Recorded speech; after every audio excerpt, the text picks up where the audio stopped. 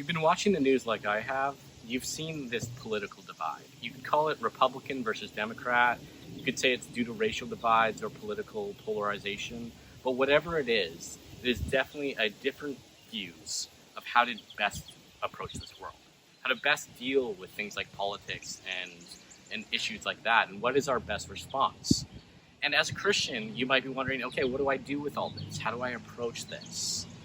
But Jesus had a similar divide. What his divide was between the Roman occupants. You have the Jewish side who's trying to understand, how do we do this? Do we fight them? Do we bring out the swords and start fighting? Or do we just become exactly like them?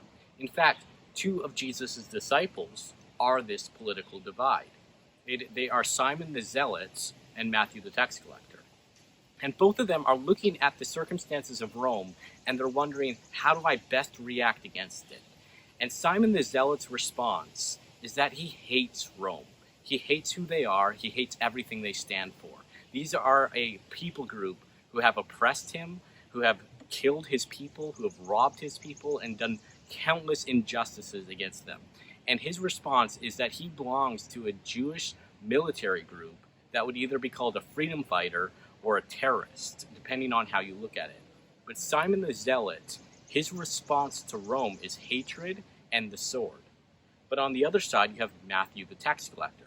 Matthew the tax collector, he profits from Rome being there. He sets up this system using his gifts, using his abilities, and he's able to bring profit to himself off the backs of the Jewish people, but it's very good for him. He likes Rome. He loves Rome. Rome is a good thing to him because Rome has allowed him to use his gifts, use his abilities, and get ahead in the next life. And he has the response of the coin. Matthew followed this response. And so you have two very different views of how do we deal with politics here. One is the sword, which is rebellion, and the other is coin, which is assimilation and becoming just like them. Jesus does neither.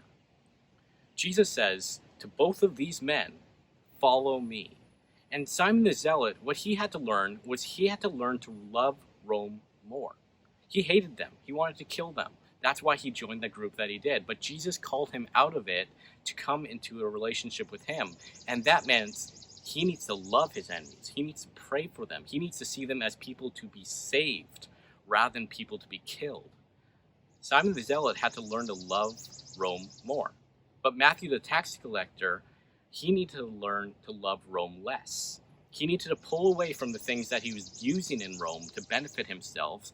And when Jesus says to follow him, to Matthew the tax collector, he follows him in using his gifts, using his abilities to benefit the people of God rather than his own pockets, rather than his own view. What both these men had to learn was to love Jesus the most. Simon the Zealot needed to love Rome more. Matthew the tax collector needed to love Rome less. But they both needed to learn to love Jesus the most. And in loving Jesus the most, they could learn how to deal with these political things. And they weren't seen to enemies. And these are important ideas. These are important struggles that Rome was going through. Oh, and Jewish people and us. We are going through some really big divides. But what we need to learn is to love Jesus the most and to put him above our ideas. And by following him, we can then begin to bring love and peace and something better to this world than something dismissive, destructive, or just becoming just like them.